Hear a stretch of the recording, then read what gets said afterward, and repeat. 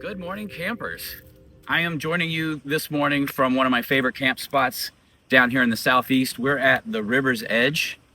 It is located in Dewy Rose, Georgia. We are about 2 hours from Atlanta, a little under 3 from Charlotte, and I think just over 3 from Johnson City. The river's edge has been here 31 years. It was founded in 1994. It's spread out over 63 acres, and in that 63 acres, let me go to my notes, you got 30 indoor cabins, 48 RV sites, 7 of them have full hookups, 109 tent sites, 38 of those are electric. It caters to gay men, gay women, transgender, and bisexual men. You'll find 3 bathhouses, a pool, hot tub, community room. There's a clubhouse for getting out of the weather. There's a small washroom and some private bathrooms. So we're here for a week. So over the next couple days, we're going to kind of go in and out of the different areas of the park and get you some video and show you what it's all about. We are here in the off season so that we don't accidentally film anyone. Please respect the rules when you come to a campground like this. They are there for a reason, and it's to keep you safe and to keep you private. So come along with us. We're going to check the place out, and let's see what River's Edge has to offer in the off season. Before you head this way, check out the new website. You can find helpful items like the accommodations, featured events for that weekend, a list of the amenities that they have on offer, and those important office hours. So let's break it all down. Starting at the front entrance, we find the office, front gate, and the dumpsters.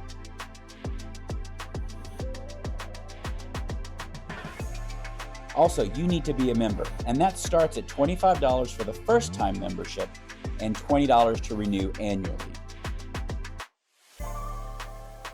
Forgot something? Don't panic. The office has some of the basics: bug spray, starter logs, and some sunscreen.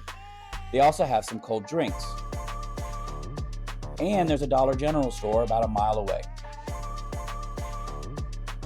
We checked in just as the guests and the permanent residents have started the annual toy drive. This community likes to give back, and that's one of the things that makes this place very special to us.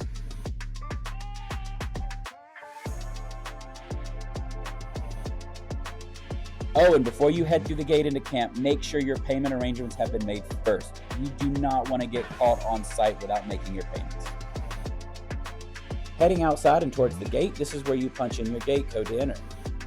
This is pretty standard at most private grounds, and this is no exception. As you enter, and to your right is where you'll find the RV storage. For a small fee, you can make travel here super easy and store your RV. The River's Edge also offers valet service, so your RV will be waiting at your reserved spot.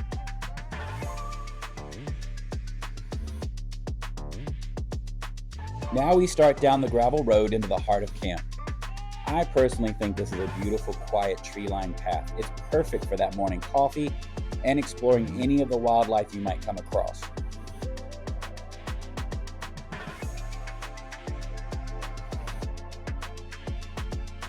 Keep in mind, the River's Edge is clothing optional, and this sign indicates the limit of that option. So if you're headed to the office, put some shorts on.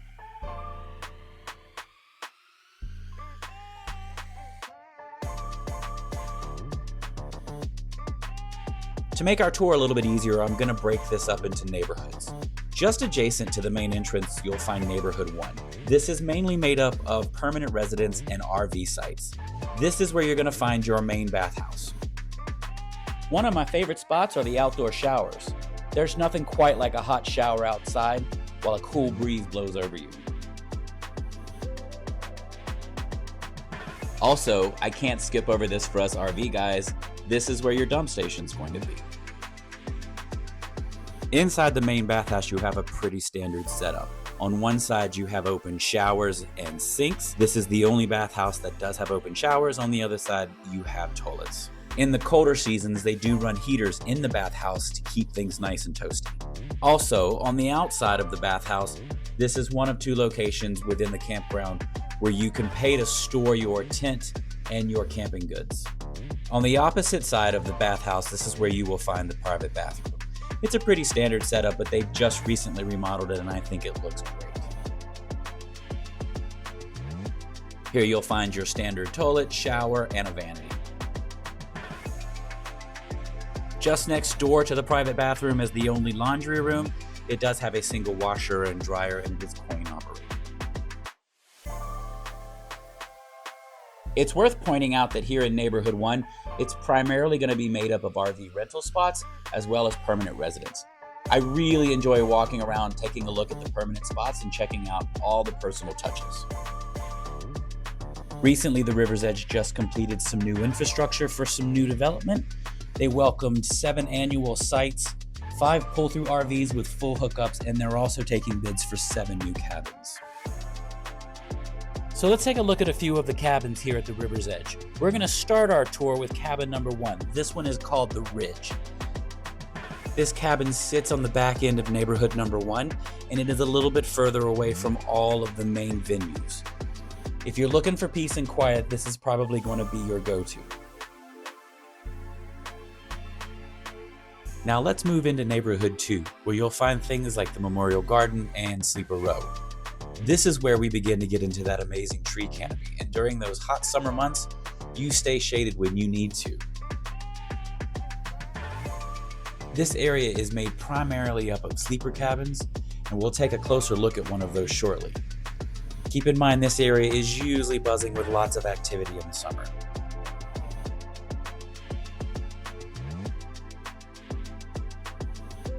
First, let's make our way through the Memorial Garden, which is a great place to just sit by the fountain and collect your thoughts for the day. A lot of past members are memorialized here, and I think it's a really nice touch.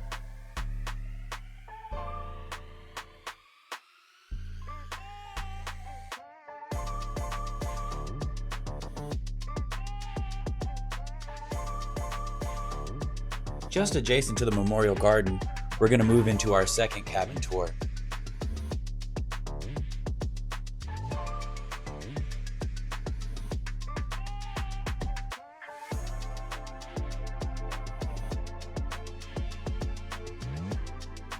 This is cabin number 3, known as the Piney Wood.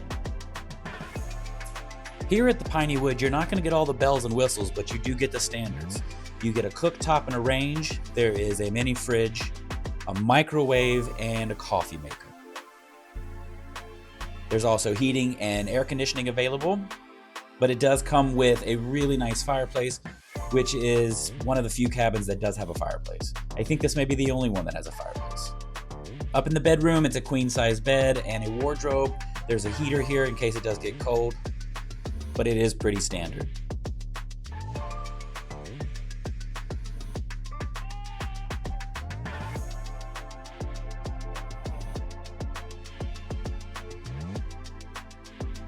Moving on to our last cabin tour, we end up at the very end of Sleeper Row at cabin 18.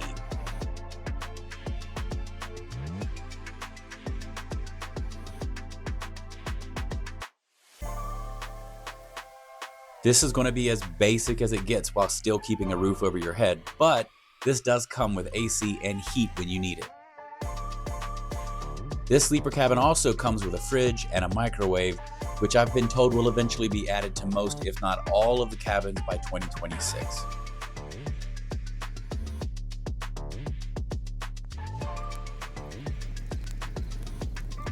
Now, after a long day of touring and taking videos, we're going to kick back, find some time for ourselves. We did come here after all to relax, so we'll pick up some of our touring tomorrow with the main event spaces and the back side of the campgrounds.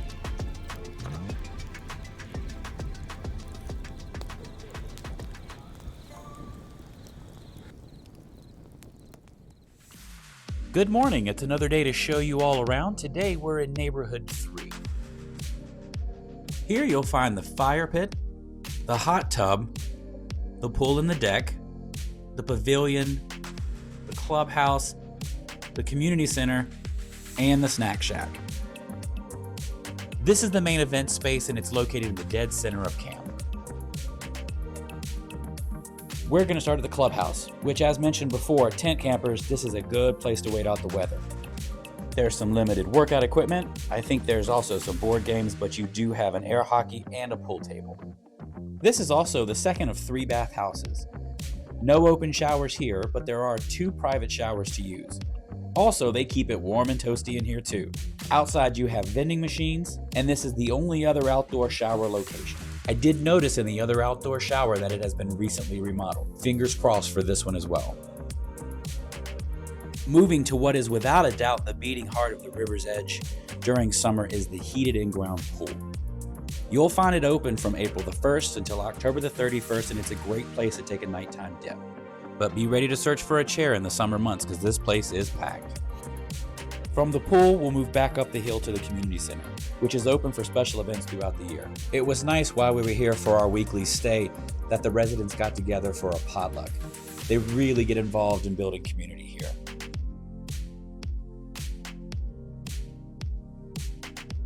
Past more seating on the deck and around the side of the community center, there is a snack shack which you'll find open during the summer months.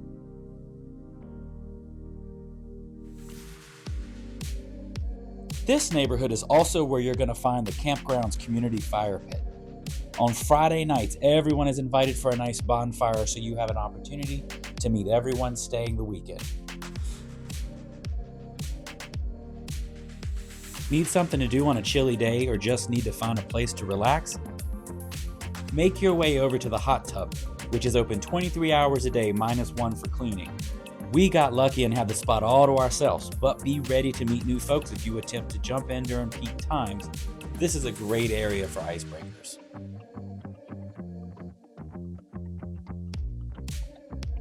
To round out our quick tour of Neighborhood 3, we end up at the Pavilion.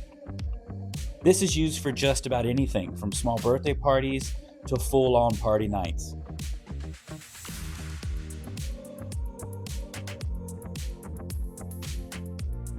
We got lucky and we just happened to be in town for the lumberjack party. Everybody had a great time. If you're interested in reserving the Pavilion for any of your upcoming events, make sure to reach out to the staff or use the Contact Us link on the webpage. The Pavilion is where you'll also find the 4 charging stations for your EV. Keep in mind, this is very busy during the summer. Now we make our way to Neighborhood 4, which is made up of additional cabins, some permanent residents, primitive and electrical camping, as well as walking trails.